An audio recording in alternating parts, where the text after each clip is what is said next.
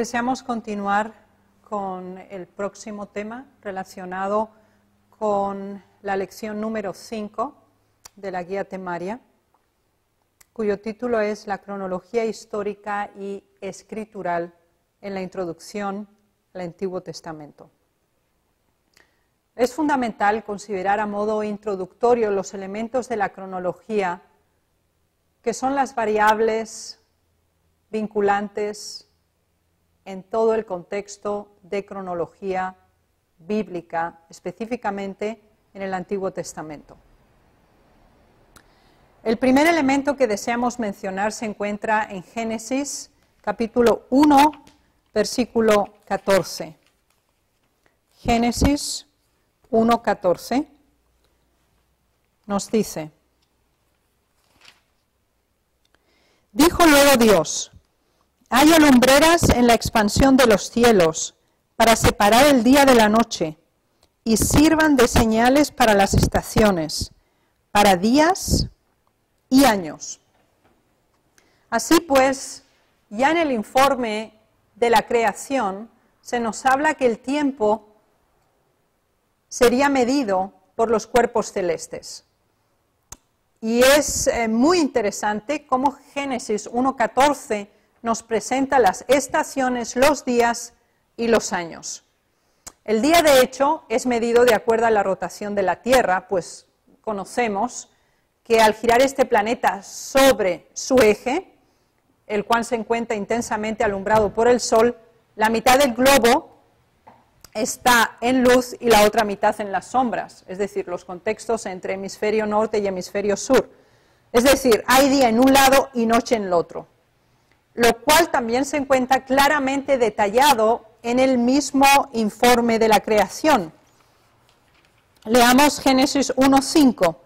Y llamó Dios a la luz día y a las tinieblas llamó noche, y fue la tarde y la mañana un día. ¿Sí? Este versículo nos menciona específicamente la ley de la rotación de la Tierra. Así pues, la computación del tiempo basado en los cuerpos celestes para las estaciones, para los días y los años, así como la relación entre el día y la noche de acuerdo a los giros, a la rotación de la Tierra sobre su eje, nos lleva además a el cómputo de los meses. Tenemos dos modalidades básicas que a su vez se combinan entre sí. La primera de ellas son los meses lunares o el cómputo de meses regidos por la luna. Conocemos que la luna tiene diferentes fases visibles por nosotros, que es desde el cuarto creciente a luna llena y otra vez a cuarto creciente, y esa evolución constituye un mes original. Obviamente corresponde a la rotación completa del globo sobre su eje de ocaso a ocaso, y esto delimita en sí mismo también un día completo sobre la Tierra, que corresponde también al tiempo requerido para que la luna vaya una vez en torno de la Tierra, es decir, que pase a través de sus fases visibles ya mencionados. Ese es un modo de cómputo. El segundo es el año medido por el Sol, o es el calendario netamente solar.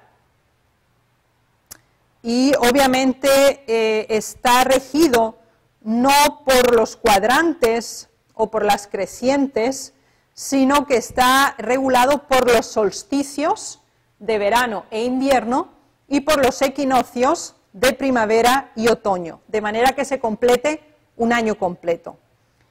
Y es realmente interesante comprobar cómo Génesis 1:14 es una combinación de ambos elementos. Posteriormente constataremos también que el calendario hebreo es de hecho un calendario lunisolar, la combinación de ambos. Analicemos separadamente los calendarios, el lunar y el solar por sí mismo.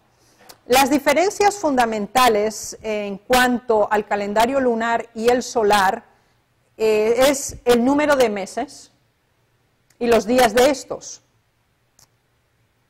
Así pues, un año de calendario lunar que se compone de 12 meses, obviamente es 10 u 11 días más corto que el verdadero año solar que rigen las estaciones.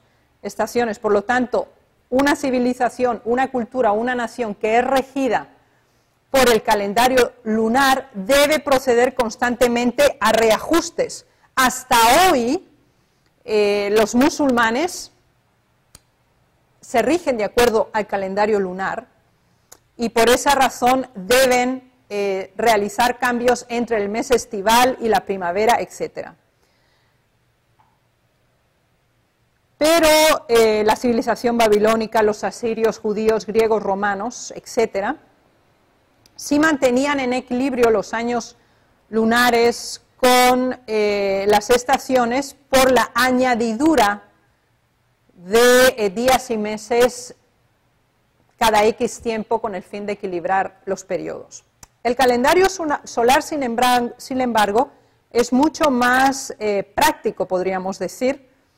Es el que se usa en este mundo actualmente, absteniéndose totalmente de la regulación del calendario lunar, ya que siguiendo el calendario solar no se necesitan meses extra que deben añadirse, simplemente porque el año común de 365 días es solo un cuarto de día más corto que el verdadero periodo del trayecto de la Tierra en torno del Sol, lo cual se corrige cada 4 años, con ciertas excepciones, obviamente, añadiendo un día más a febrero, y de esa manera siempre se mantiene el equilibrio en el cómputo. Como habíamos dicho, el calendario hebreo del Antiguo Testamento es básicamente lunisolar. Es la combinación de ambos. Uno por las estaciones y el otro por los meses. Sin embargo, es importante constatar el inicio de un año, los puntos de partida de los años. Y influye directamente el aspecto de las estaciones y la práctica laboral de esa civilización o cultura en específico.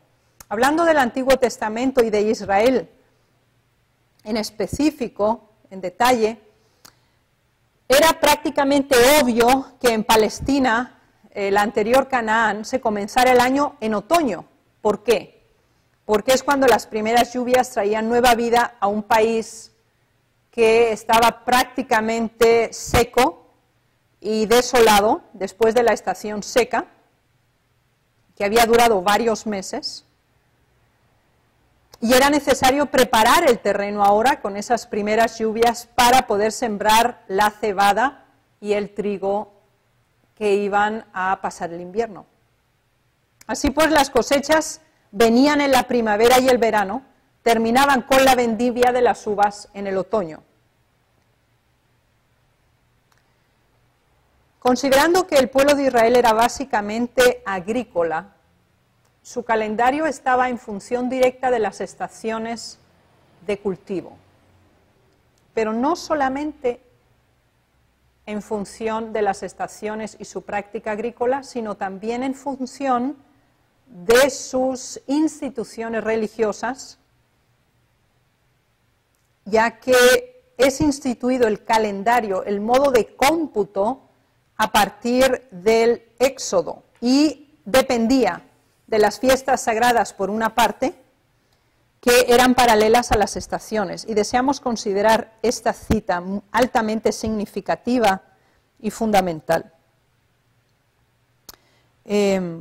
Deseamos ir a Éxodo, capítulo 12, versículo 1 y 2. Dice así: Habló Jehová a Moisés y a Aarón en la tierra de Egipto, diciendo: Este mes os será principio de los meses. Para vosotros será este el primero en los meses del año. Y el versículo 3 dice: Hablad a toda la congregación de Israel diciendo: En el 10 de este mes, tómese cada uno un cordero, según las familias de sus padres, un cordero por familia. Así que aquí encontramos un evento que marca el inicio del calendario y Dios lo decide cuál es ese evento. Y es precisamente la Pascua, que es de hecho el día de la independencia del pueblo de Dios. Es una independencia política. Ellos se separan de Egipto y sabemos que tiene su proyección espiritual a través de la simbología de la Pascua también y de la liberación del pecado. Y el Señor lo dice, este mes os será principio de los meses. Y empezaban a computar el mes por el día 1, lo deducimos del versículo 3, cuando nos dice, en el 10 de este mes. Así que empezaban a contar 1, 2, 3, 4, y es el día 10 de ese primer mes, cuando ellos tenían que tomar un cordero, el cual, a su vez, tenía que ser sacrificado los días, vamos a leerlo, versículo 16 del mismo capítulo 12 de Éxodo dice, el primer día habrá santa convocación, así no solamente los meses, el inicio del año, sino también el cómputo del día. Porque se nos habla también que el día sería de tarde a tarde. Pues leemos más específicamente en Levítico capítulo 23. Levítico 23, versículo 32, dice, día de reposo será vosotros y afligiréis vuestras almas, comenzando a los 9 días del mes en la tarde, de tarde a tarde guardaréis vuestro reposo. Así pues es obvio la relación entre principio del año, cómputo de meses, acumulación de días en los meses y la distribución del día de tarde a tarde. Y después necesitamos el otro elemento que nos falta, que es la semana.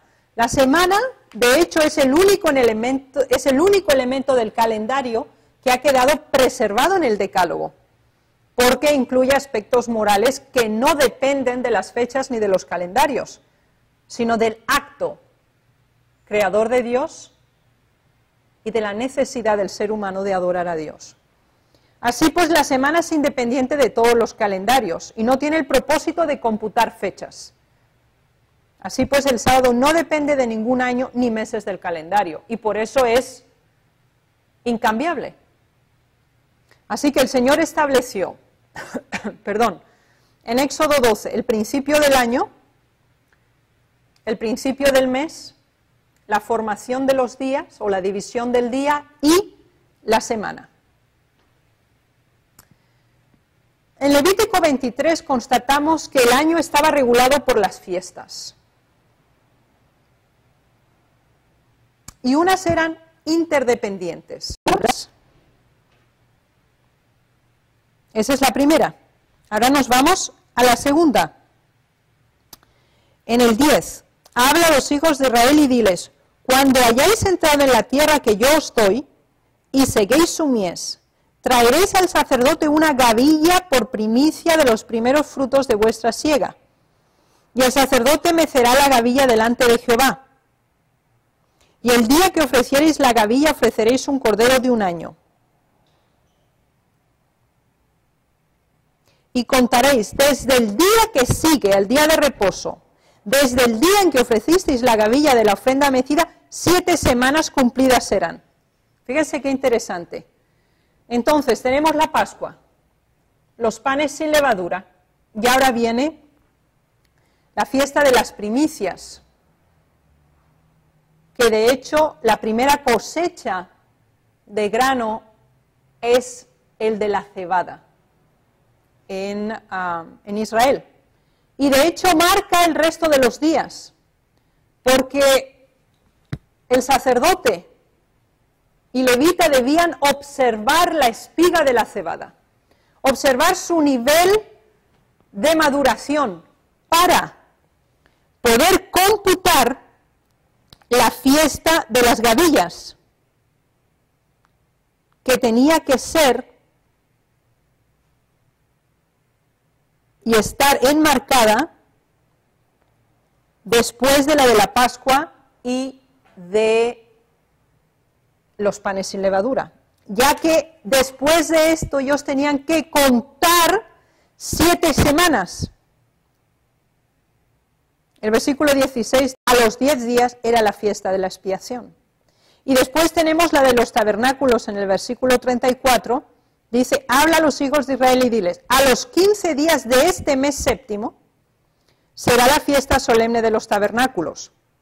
Así que el 1 del séptimo mes las trompetas, el día número 10 del séptimo mes, el día de la expiación, y el día número 15 del séptimo mes, la de los tabernáculos, y de ahí en adelante.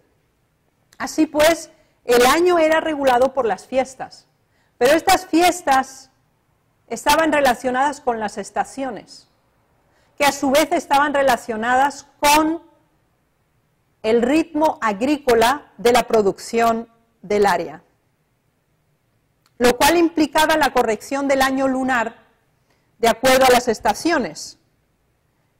Considérese, como ya hemos mencionado, que la fiesta de la Pascua y de los panes estaba unida con Abib, que era el mes de las espigas. Deseamos leerlo en Deuteronomio 16:1.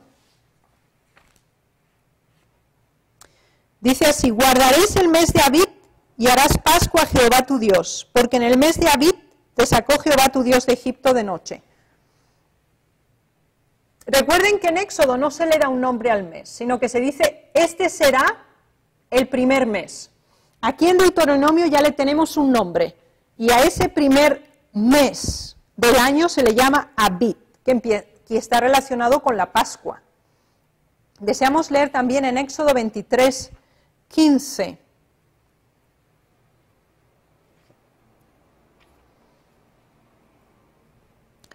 Dice, la fiesta de los panes sin levadura guardarás. 7 días comerás los panes sin levadura, como yo te mandé en el tiempo del mes de Abib, porque en él saliste de Egipto, y ninguno se presentará delante de mí con las manos vacías. De nuevo la constatación del nombre de ese mes. Así que debía ofrecerse una gavilla de grano maduro como primicia durante la fiesta de los panes sin levadura también, y después de lo cual podía comerse de la nueva cosecha de cebada. Y por esa razón, la mitad del mes de Abib no debía ocurrir demasiado pronto, cuando aún no pudiera comenzarse la cosecha de cebada, que era el primer cereal que maduraba en Palestina. Así pues, constatamos los siguientes elementos aquí, en relación al cómputo. Tenemos la regulación del día de tarde a tarde. Tenemos la regulación de la semana.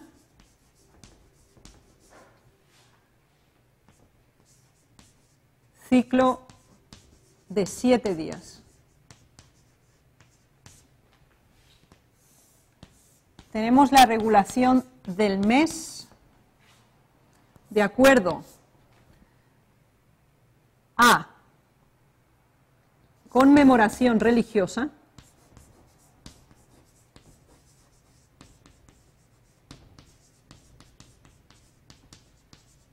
estoy pensando específicamente en el Éxodo, y por otra parte también en relación a la cosecha y estaciones, lo cual enmarcaba el año.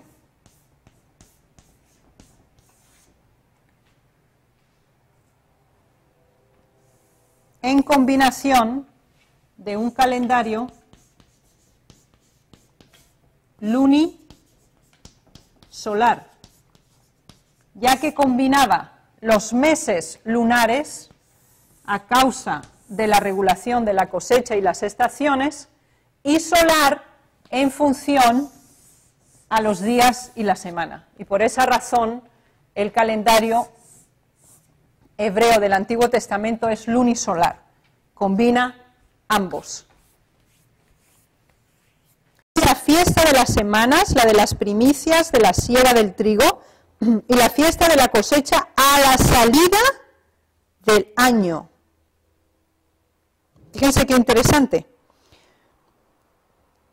Cuando leemos el 18 de este mismo capítulo nos dice: la fiesta de los panes sin levadura guardarás, 7 días comerás pan sin levadura según te he mandado, en el tiempo señalado del mes de Abib, que es cuando saliste de Egipto. Así que el versículo 18 y el 22 nos presenta esos dos elementos claros. El principio está relacionado con la Pascua y los panes sin levadura, mientras que la salida del año, en el versículo 22, nos habla de la fiesta de las semanas, la de las primicias de la siega del trigo, y la fiesta de la cosecha a la salida del año. Y obviamente en el intermedio se encuentran las trompetas, la fiesta de las trompetas y el del día de la expiación, siendo la de los tabernáculos el último.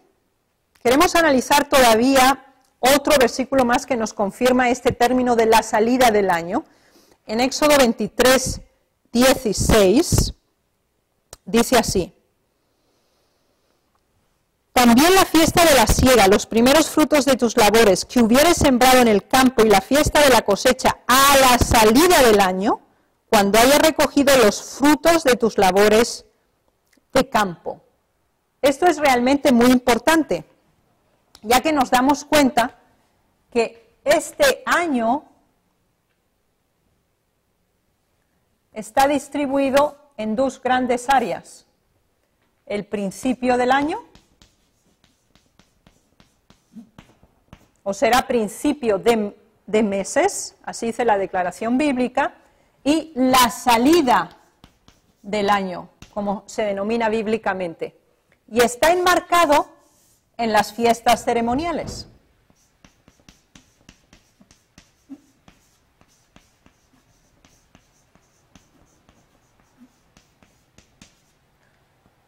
El principio estaba enmarcado por la Pascua y la salida, la Pascua en relación a los panes sin levadura,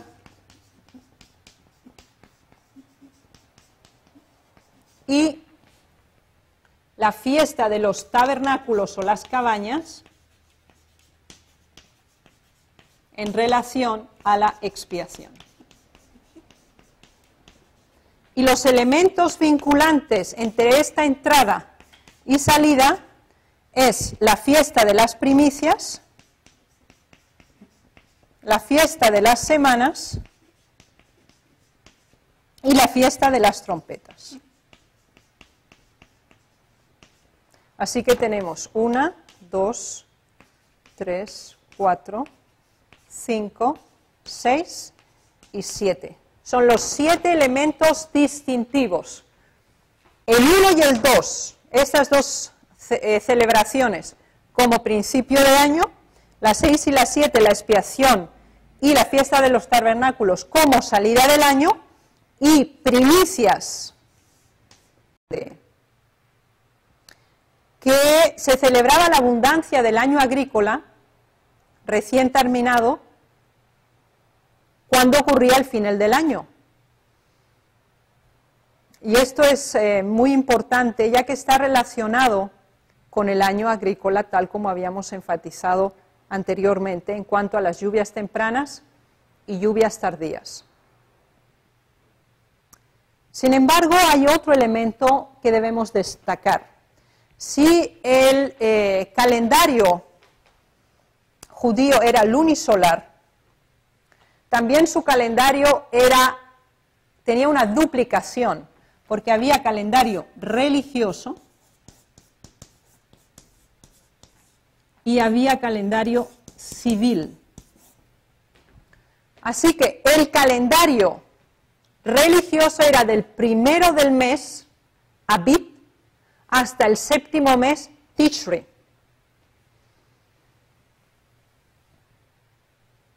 El otro nombre que encontramos es Nisan también, además de Abib. Así pues, como se consideraba que el ciclo de las estaciones comenzaba en otoño con el retorno de las lluvias, la idea básica del año nuevo parece haberse centrado en el otoño. Por eso era inevitable que se considerase que el año civil comenzaba en Tishri, aunque los meses siempre se contaban a partir de Nisan.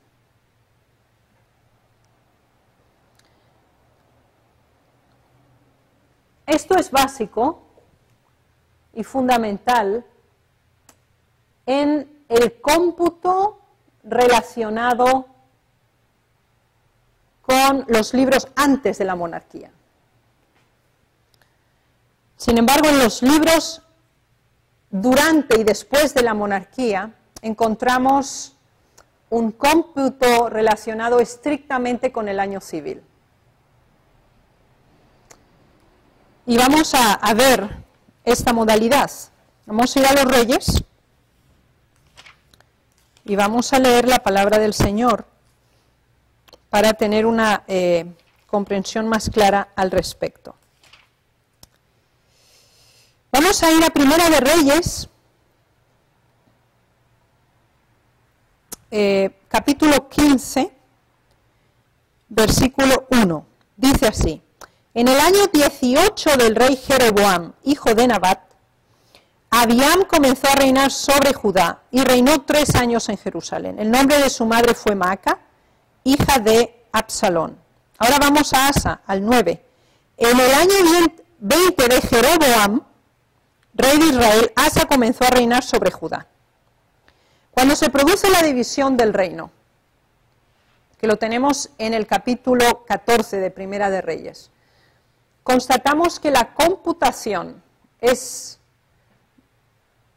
está vinculada directamente con la cronología del reino específico. Y este se hacía de acuerdo al calendario civil, lo cual implicaba que el séptimo mes del calendario religioso, que era Tishri, el último mes, la salida del año religioso, era de hecho el primer mes del año civil. Y estos elementos nos pueden llevar a cierta confusión si no los analizamos adecuadamente, lo cual queremos hacer a continuación.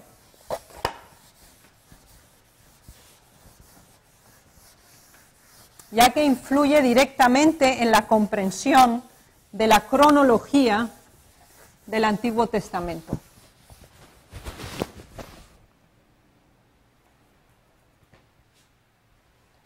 Así pues, tenemos por una parte el calendario lunisolar desglosado en el año religioso, que ya hemos explicado, y el año civil. Mientras que la agricultura y la religión se orientaba de acuerdo al año religioso, el año civil se computaba la monarquía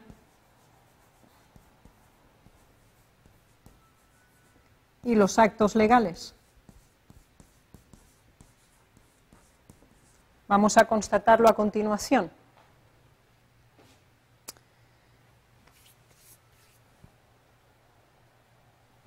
En los años sabáticos y los años de jubileo eran 2 grandes bloques de cómputo de tiempo básicos en el Antiguo Testamento, especialmente en el tiempo en que se practicó, porque no siempre se llevó a término.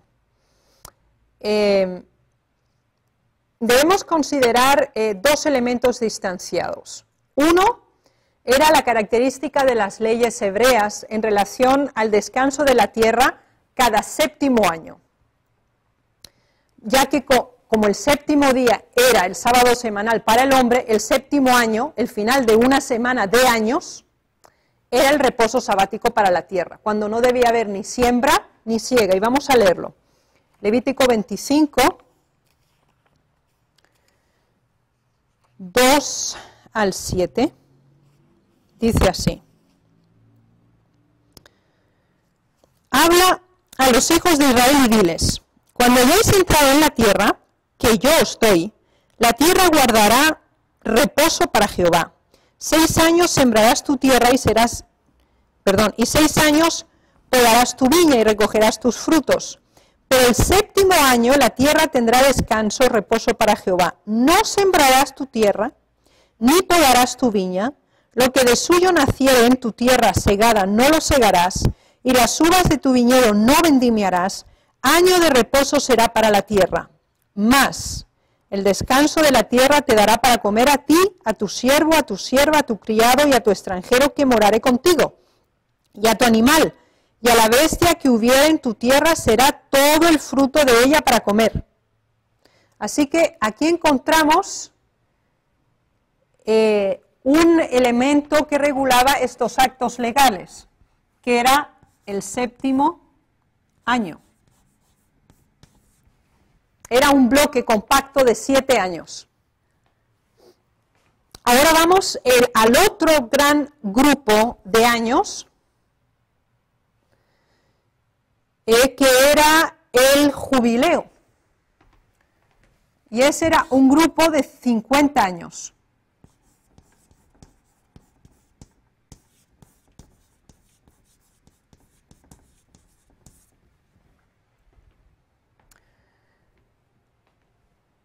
Y deseamos leer la palabra del Señor al respecto en Levítico 25, 8 al 17, nos dice así. Y contarás 7 semanas de años, 7 veces 7 años, de modo que los días de las 7 semanas de años vendrán a serte 49 años. Consideraremos aquí el cómputo inclusive, de inclusión o de inclusividad, porque de hecho eran 49 en sentido estricto, contando el primero y el 49 2 veces. Así que eran grupos de 7 veces. Era una extensión de este 7º año o año de la remisión.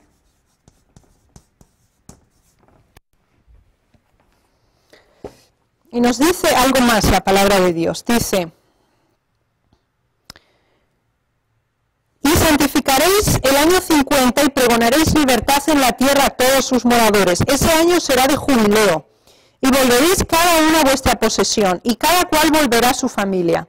El año 50 os será jubileo. No sembraréis ni segaréis lo que naciere de suyo en la tierra, ni vendimeréis sus viñedos, porque es jubileo. Santo será a vosotros, el producto de la tierra comeréis. En este año de jubileo volveréis cada uno a vuestra posesión. Y cuando vendiereis algo a vuestro prójimo o compráis de mano de vuestro prójimo, no engañe ninguno a su hermano. Conforme al número de los años después del jubileo comprarás de tu prójimo, etc. Aquí encontramos toda la regulación al respecto, y queremos todavía leer versículos 47 al 55, que se refieren a las propiedades humanas. Así que los actos legales que se regulaban por el año civil, que era un cómputo paralelo, pero diferente al del año religioso, que computaba las convocaciones santas y las estaciones de acuerdo a la agricultura, este bloque de cómputo se relacionaba con los actos legales, como la venta de propiedades,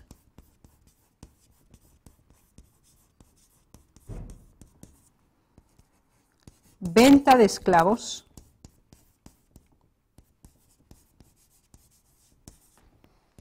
deudas y toda transferencia financiera y de bienes entre seres humanos. Regulaba tanto la mantenida con los coterráneos, es decir, con los propios judíos, y también con los extranjeros. Así que encontramos una gran, clara diferenciación el año religioso con sus eras de los grandes periodos o etapas históricas. La sección del Antiguo Testamento más difícil para su computación es el Génesis, especialmente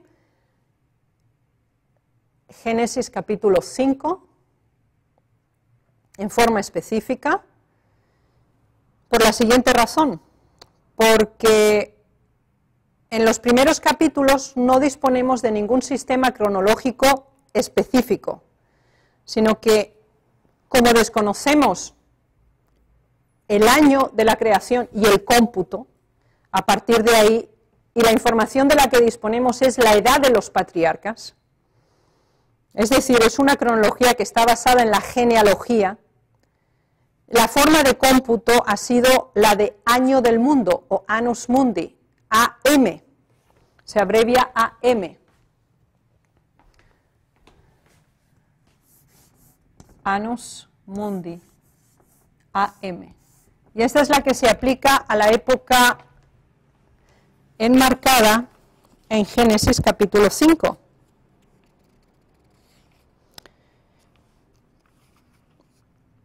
Desde el versículo 1 hasta el 32, que va desde Adán, de hecho, específicamente desde el engendramiento de Set hasta el engendramiento de Noé, con sus 3 hijos,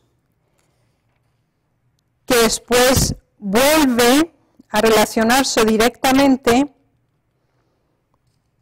con el informe dado después del diluvio. El versículo 29 de Génesis 9 nos dice, y fueron todos los días de Noé 950 años y murió, mientras que la última referencia, que es antes del diluvio, es en el 5:32, y siendo Noé de 500 años engendró a Sem, Cam y Jafet. Este modo de cómputo, basado en la genealogía, desconociendo el punto de partida y basándose únicamente en los años, suponiendo, ya que se desconoce si toda la línea es completa o había otros elementos intermedios, se ha utilizado el sistema de años del mundo. Esta es otra modalidad de cómputo que está relacionada especialmente con el Génesis. La segunda modalidad de cómputo que encontramos en el Antiguo Testamento es el de AC, antes de Cristo. Y este cómputo es interesante porque es retroactivo. Mientras que el AM, Annus Mundi, es siempre acumulativo. Es decir, Adán tenía tantos años cuando engendró a Set, después murió, después Set tenía tantos años cuando engendró a su hijo y así sucesivamente. Es un sistema acumulativo progresivo, mientras que el cómputo antes de Cristo es retroactivo, ya que coloca un evento del futuro y el cómputo se produce en forma inversa. Y este lo encontramos prácticamente en todo el resto del Antiguo Testamento. La forma más fácil para los historiadores y cronólogos de intentar establecer, sobre todo en la historia antigua, fechas, es relacionarlos con especialmente acontecimientos de hechos históricos conocidos o por cálculos astronómicos, es decir, por eclipses, por observaciones de cuerpos celestes y por acontecimientos especiales. Y entonces, a partir de ahí se puede contar hacia adelante o hacia atrás. La forma de expresar la edad que se ha tomado como referencia para el modo de cómputo de Annus Mundi o AM está basada en la suposición de que los años son acumulativos. Pero hay varios elementos que consideran el resultado que se obtiene a nivel de años como genéricos o globales, ya que tomando el ejemplo valga la redundancia, de Noé. Se nos dice en Génesis 7:6, vamos a leer. Es simplemente un ejemplo para captar la idea del calendario, o sea, de la forma de computar AM. Génesis 7:6. Dice: era Noé de 600 años cuando el diluvio de las aguas vino sobre la tierra. Y recuerden que hemos considerado ya Génesis 5:32 que decía: y siendo Noé de 500 años engendró Sem, Can y Jafet. Así que con 500 engendró a los tres. Obviamente no los engendró los tres al mismo tiempo. Así que desde el 500 hasta el 600, ese es un elemento a considerar. El otro elemento que lleva a la conclusión de que es la declaración del todo por las partes es en el mismo versículo 11 del capítulo 7. Dice: el año 600 de la vida de Noé, en el mes segundo, a los 17 días del mes, aquel día fueron rotas todas las fuentes de los grandes abismos y las cataratas de los cielos fueron abiertas. Aquí nos damos cuenta de algo interesante. Se nos dice que él tenía 500 años cuando ya tenía engendrado sus tres hijos. Que en el año 600 es cuando vino el diluvio. El 11 ya no nos habla en forma genérica y sumatoria, sino que dice en el año 600 de la vida de Noé, es decir, cuando él estaba en el año 600 de su vida. De hecho, ya es la proyección hacia el año 601, porque ya el 600 lo había cumplido. En el mes segundo, a los 17 días del mes. Así que prácticamente estaba en el 601. Esto nos ayuda a entender algo muy significativo en cuanto a la forma de expresar la edad. Es la acumulación y la consecutividad en la forma de cómputo.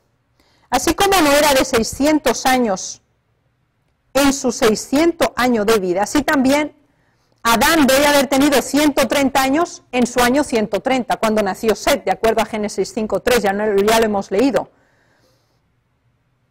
De acuerdo con este principio, Set nació en el año 130 del año del mundo, Annus Mundi.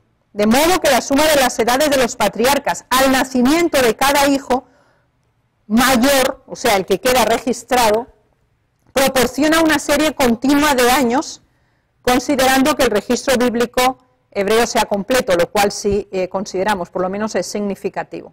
Así que este cómputo, Annus Mundi, tiene la característica de estar basado en la genealogía y ser un cómputo inclusivo.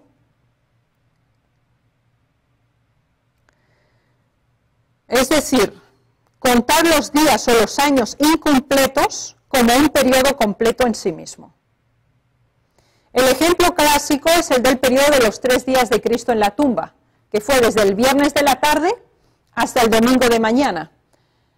Y de acuerdo a Mateo 17, 23 y 27, 40 al 63, nos damos cuenta de que es un cómputo completamente inclusive. En este caso no es de años, sino que es de días. Tenemos otro ejemplo muy claro del Antiguo Testamento en relación a años también, y aquí queremos considerar los días, queremos considerar las genealogías, y ahora los años. En Segunda de Reyes, capítulo 18, versículos 9 y 10, dice: pero él dijo: ¿en qué pecado para que entregues a tu siervo en manos de Acab para que me mates? Vive Jehová tu Dios, que no ha habido nación ni reino a donde mi Señor no haya venido a buscarte. Y todos han respondido: no está aquí. Y reinos y naciones él ha hecho jurar que no le han hallado. Esta es la declaración que se mantiene con Elías después de la declaración hecha de que al cabo de 3 años es cuando Elías regresa a ver a Acab. Y de este modo vemos otro ejemplo típico de esa inclusividad. Les recomiendo que lean todo el capítulo. Porque el versículo 1 dice, pasados muchos días, vino palabra de Jehová a Elías el 3er año, diciendo, así que habían pasado muchos días. Esta idea nos presenta esa proyección inclusivista que lo cierra al cabo de 3 años. Este principio se vincula con la práctica de unir las partes a un todo. Tenemos varios ejemplos al respecto. Por ejemplo, Números 14:33. Números 14:33 dice así: y vuestros hijos andarán pastoreando en el desierto 40 años, y ellos llevarán vuestras rebeldías hasta que vuestros cuerpos sean consumidos en el desierto. Es interesante esta declaración, porque aquí se nos dice 40 años, y es determinante, es definitivo, es un número redondo. ¿Cómo sabemos que es un todo, aunque ya se había acumulado parte de ese todo en distintos elementos anteriores? Lo podemos calcular en Deuteronomio 2:14. Deuteronomio 2:14 nos dice lo siguiente: y los días que anduvimos en Cades Barnea hasta cuando pasamos el arroyo de Ceret fueron 38 años, hasta que se acabó toda la generación de los hombres de guerra de en medio del campamento como Jehová lo había jurado. Qué interesante. Aquí se nos habla de que toda la peregrinación fueron 38 años. En Números 43:33 nos dice que todo el tiempo fueron 40 años. ¿Hay una contradicción? No. ¿Dónde está la prueba? La vamos a buscar. Cuando nosotros nos vamos a Números capítulo 1. 1 dice, habló Jehová a Moisés en el desierto de Sinaí, en el tabernáculo de reunión, en el día primero del mes segundo, en el segundo año de su salida de la tierra de Egipto. Así que cuando se pronuncia la sentencia de que ellos iban a vagar por el desierto en Números 14, ellos ya estaban en el segundo año que habían salido de Egipto. Y por esa razón en Deuteronomio 2:4, Josué en una forma exacta dice 38 años, porque los ha sustraído de los 2 años que se computan desde que salieron de Egipto hasta que se pronunció la sentencia divina. En total son 40 años, pero la declaración fue hecha 2 años descontados de esos 40, que serían 38 los que vagaron. Este es un ejemplo típico de las partes y el todo. Vamos a intentar agrupar las modalidades cronológicas básicas que encontramos en el Antiguo Testamento. Tienen este esquema en pantalla, ruego que lo consideren detalladamente. La primera sección típica de cómputo que encontramos en el Antiguo Testamento es los patriarcas, desde Adán hasta el diluvio, en Génesis 5. Y esa modalidad de cómputo es Annus Mundi, es AM, es la que se refiere estrictamente al cómputo de los años por genealogía. Esa es una, y es la primera modalidad. La segunda cronología, que es muy interesante, es la cronología del diluvio, y es el gran bloque significativo aquí. Porque, de acuerdo al informe bíblico, el diluvio duró 1 año y 10 días. Desde el día 17 del segundo mes, en el año 600 de Noé, que aproximadamente en AM, insisto, no antes de Cristo, sino AM, Annus Mundi, es el 1656, según nuestra lista patriarcal, hasta el día 27 del segundo mes, en el año 601, o sea, del 1657 AM. Este es un cómputo también de patriarca, pero como se refiere a un evento, están matizados estrictamente los días y los meses. Es la segunda modalidad de cómputo. Ahora entramos en otra modalidad, que es la tercera que encontramos, en Génesis 11, y es los patriarcas desde el diluvio hasta el Éxodo. Y esta modalidad es muy interesante si la comparamos con Génesis 5.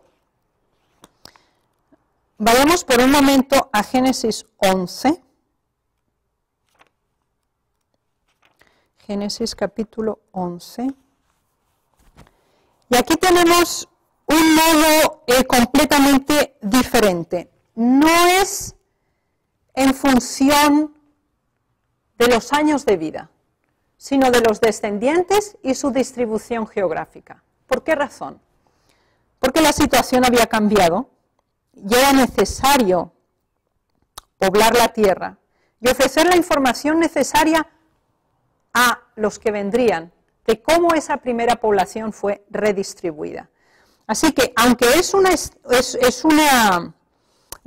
de descendientes, no es basada en los años de existencia o de engendramiento de hijos, sino de distribución territorial.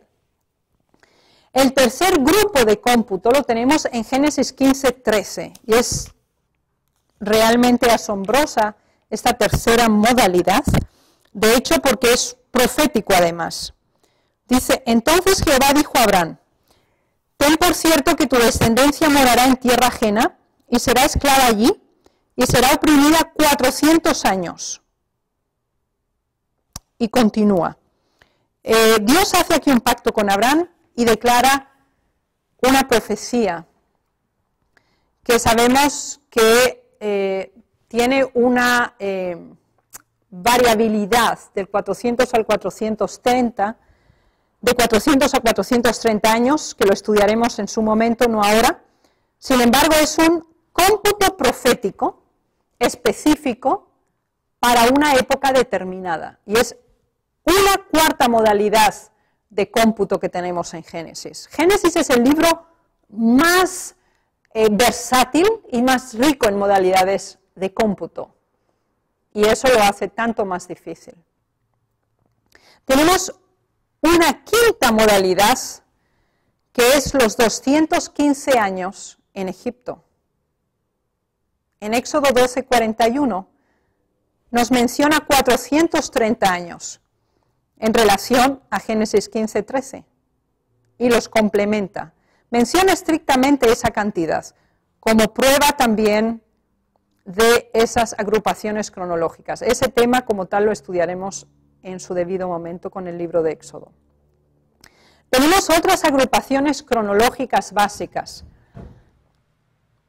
Si hasta ahora nos hemos dado cuenta, volvamos a nuestro esquema original, que la primera básica cronología está basada en función a los años de vida. La segunda en relación a eventos.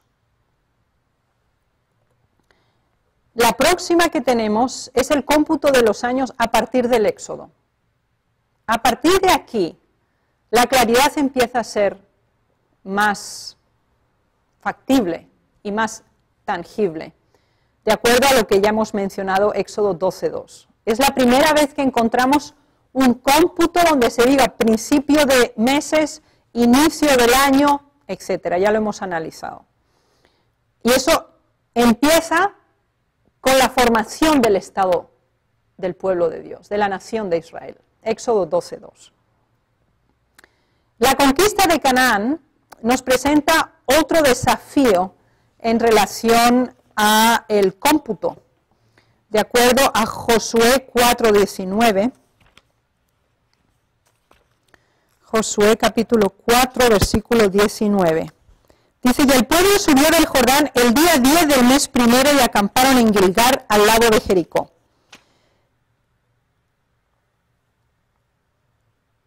Debemos considerar esta declaración que tenemos aquí del mes primero, el día 10, como un elemento de cómputo. Porque ¿recuerdan cómo tenían que calcular la Pascua? Exactamente igual. Así que el inicio del Éxodo y el inicio de la entrada en Canaán son paralelos a ese mismo modo de cómputo. Así que tenemos un bloque completo de cómputo del Éxodo hasta que llegan a Canaán. Y cuando entran en Canaán empiezan con el mismo cómputo partiendo de un evento diferente.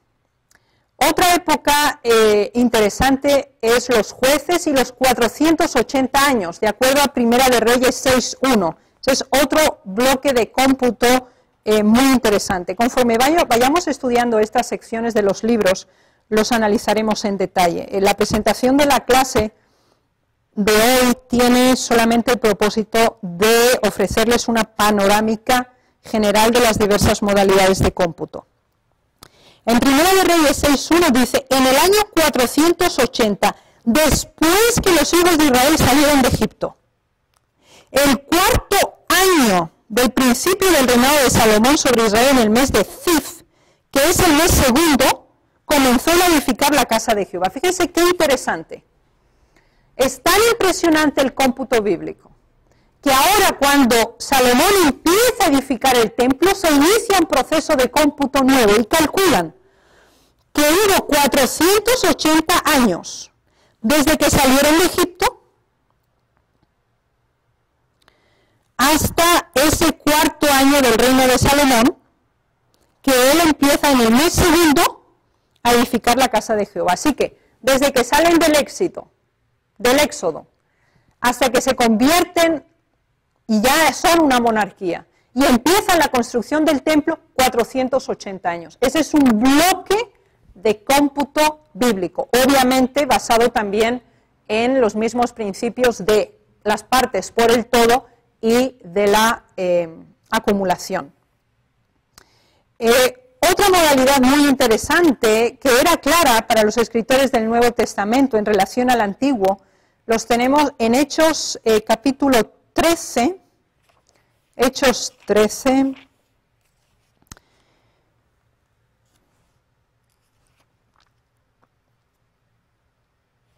versículos 18 al 21, dice así.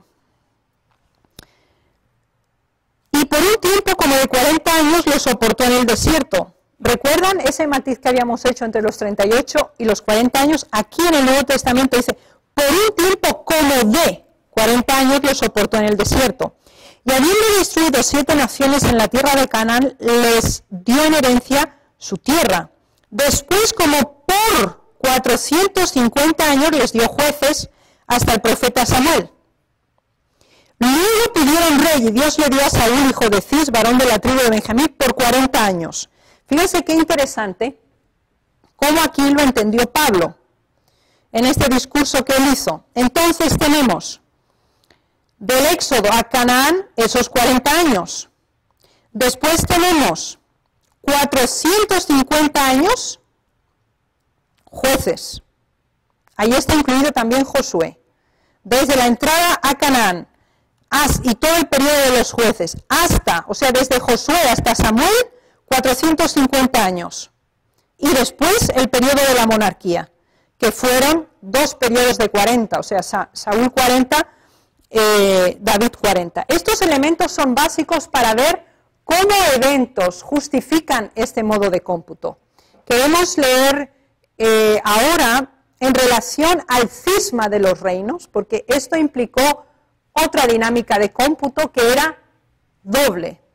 En Segunda de Reyes 15, Segunda de Reyes 15, 1 y 2.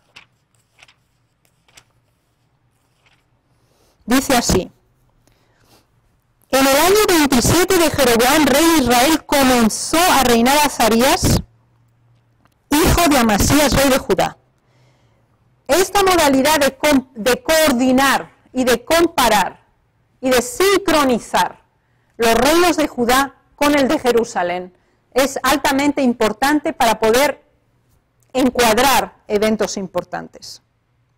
Pero tenemos en el Nuevo Testamento una fórmula magistral y hermosa de agrupación generacional, que esa es otra modalidad dentro de las genealogías que nos permitan el cómputo por agrupación de generaciones. Es Mateo 1:17. Dice así: de manera que todas las generaciones, desde Abraham hasta David, son 14. Desde David hasta la deportación de Babilonia, 14. Y desde la deportación a Babilonia hasta Cristo, 14.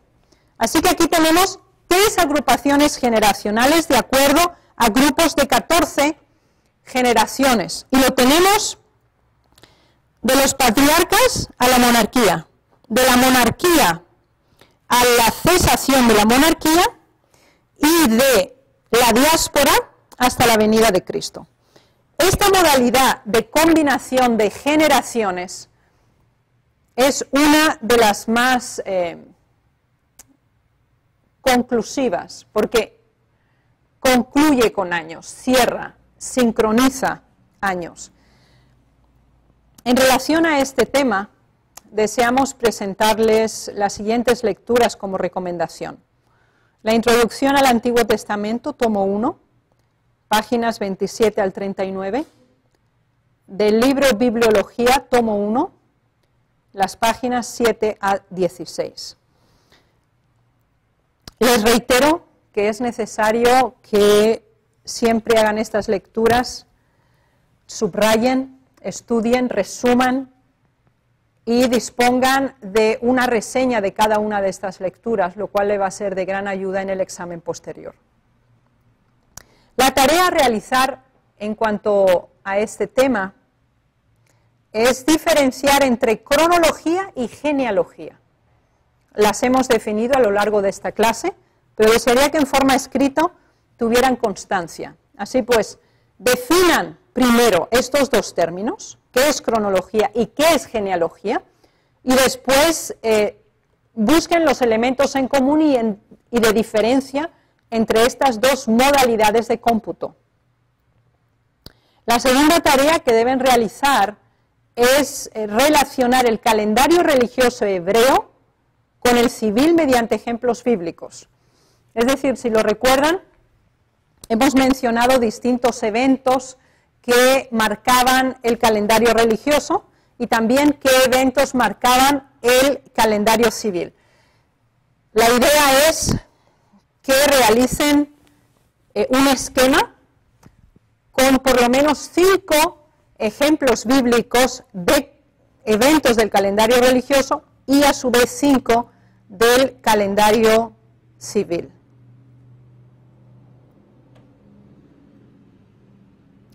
Si lo recuerdan, el título de esta lección era Cronología histórica y escritural. De hecho, hemos analizado netamente la cronología histórica por etapas y por modalidad de cómputos. No hemos mencionado la escritural por la siguiente razón, porque ya lo habíamos hecho en una lección anterior, en cuanto a las etapas que cubren las épocas que se escribieron los libros. Así pues, ruego al Señor los bendiga y los ayude en la comprensión de este tema. A continuación tendremos 15 minutos de pausa para proceder con nuestra próxima clase. Señor les bendiga y hasta dentro de 15 minutos.